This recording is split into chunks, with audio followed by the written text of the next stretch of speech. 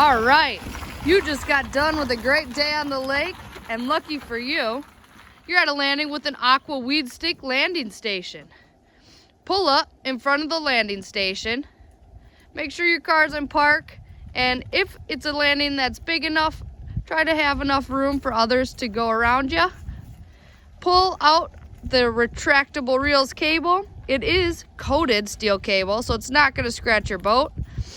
Once you get a desired length, you can pull it out to a point where it'll stop. Then you're able to easily reach underneath your boat with the Aqua weed stick to push, pull, hook, cut, or scrape weeds and duckweed or any other aquatic vegetation off of your boat trailer with ease.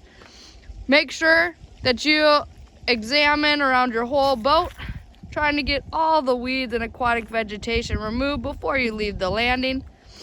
Once you've inspected your whole boat, pull out a little bit more of the cable until it starts to retract back in, and then that'll retract in the cable and you'll be able to hook up the weed stick and you are good to go.